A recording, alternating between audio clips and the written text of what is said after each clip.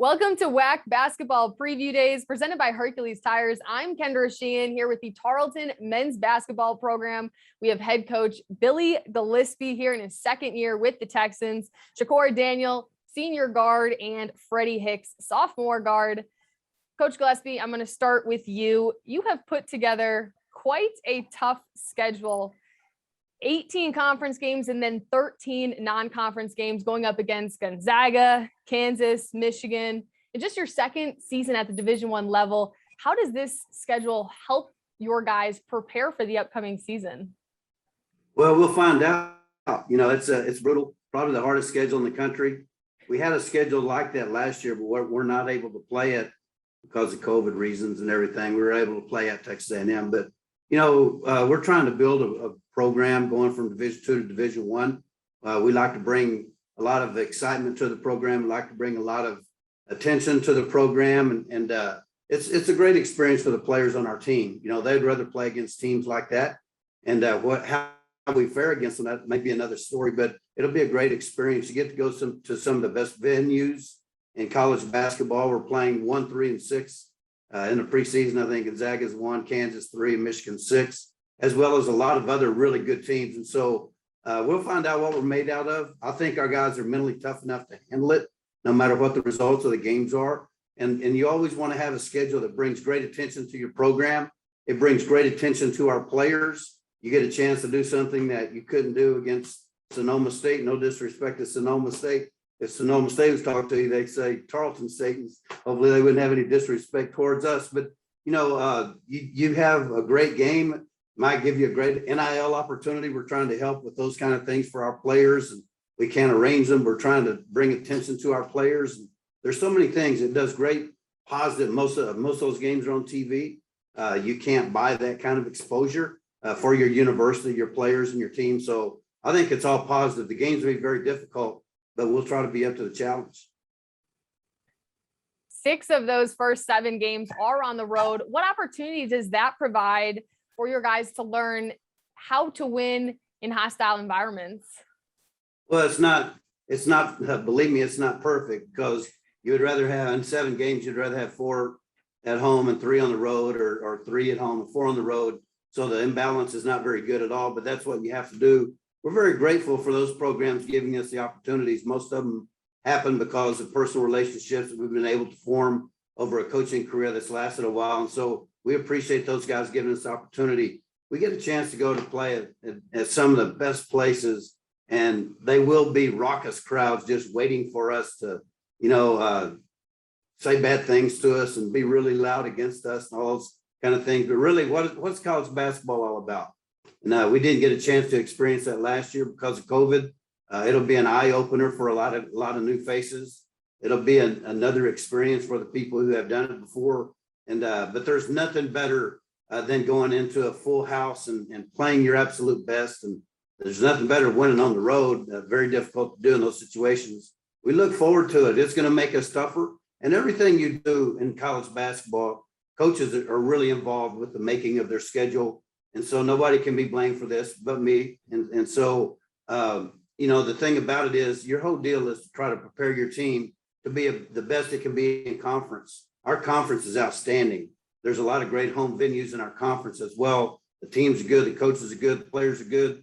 So we'll be more than prepared when we start playing in January in our conference schedule. Hopefully we will. We've been through some things, hopefully some games that really prepared us to do our best in conference. Certainly. And Shakur, your relationship with Coach Gillespie goes back to when you were at Ranger College. What has having that relationship with Coach been in the transition process from Division to Division I basketball?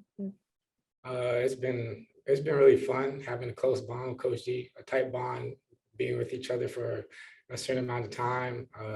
He knows what he's going to get from me, and I know what I'm going to get from Coach G at the end of the day, and just being able to compete and bring the best out of our team each and every day. So it's been a fun process. I enjoy it, and it's going to be a bond that's going to last forever for sure. You were extremely productive in your first season. What have you learned from that you can take into year 2 to make an even bigger jump? Being more of a leader, and just being an older guy, passing knowledge on to all the newer guys coming in, the younger guys coming up, and just being our team, being that the core little tight bond that our team needs that brings everyone together all the time. So it's been a fun process so far. Freddie, you are the WAC Freshman of the Year last year. How do you hope to build off of that accomplishment into year two? I'm just trying to get better each and every day and, try to help the team win some more ball games than we did last year. Looking around at the guys that you have in the locker room and the returners, what do you believe is the ceiling for this group? We can accomplish anything, I feel like, because when you have a group of guys that work hard and having a bunch of vets around that, will take a new guy under their wing and lead by example, it makes things very easy and it makes things flow better. Coach, last year, your 16-man roster was pretty much entirely new to Tarleton, but you had some relationships with guys back when you were at Ranger College. What has it been like to have those relationships before and now kind of know them more going into year two? Well, it's been really helpful. Last year we finished up really strong. We won seven out of our last 9 to finish 10-10, which not too many teams do in their first year of transition. And we only played 4 home games in conference and 8 road games, which us and New Mexico State were the only ones that had that kind of disadvantage. So I thought that we had a tremendous first year. And as soon as the season was over last year, a bunch of guys got in the weight room, got in the gym, and they made tremendous strides. And so that's what experience is. You go through something, you can be told a million times, hey, you're not big enough, you're not strong enough to compete at this level in our conference because of the good players, coaches, and venues and programs that we play against. But until you go through it, you don't really know. And so once you go through it, these guys are extremely intelligent. They do fantastic in the classroom. They're unbelievable people. They're hard workers. They gained the experience of going through something. And so they made their minds up, hey, we're going to get our bodies stronger. We're going to get our minds stronger. We're going to work on these things. We're going to be leaders for the new guys coming in. And this group that we have returning, which is 7 guys, they've been tremendous as leaders, as workers, as developers, as improvers. And so we've got a lot of the same faces that'll be playing a lot of the minutes that we have. Hopefully some of the newcomers are going to come in and really help them and reinforce them and be there when they need them. But these returners have been tremendous. It's been one of the best summers and one of the best falls that I have ever been around. I've really enjoyed these guys because of the work ethic and their attitude. And there's nothing better than coaching guys like we have right now. With the guys getting into the locker room, doing everything that they need to do in the off season to be ready, what is the mindset of the entire team going into this year that may be different from last year?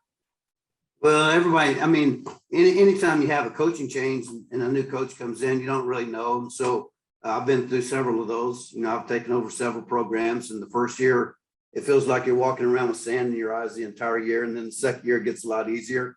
And then that's been really happened this year, more so than any of my other stops really. But these guys, I promise you, if you could cut them open and find out exactly what they're thinking and what they're feeling, they think we're going to win every game.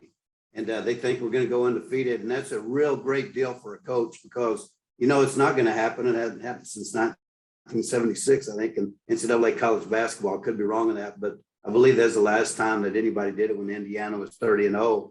But we think we're going to win every game. And no matter what the competition is like, and we know how great the WAC is, we know how tough it is to go through 18 conference games with all the good teams and players and coaches. But we know what our non-conference schedule looks like, that the odds will be against us every single game we play. But I really believe if you could cut them open and find out what they sincerely, truly believe, they believe we're going to win every game. And as a coach, man, that makes you feel really, really, really good. Shakur, like Coach had mentioned, the belief that this team can win every single game.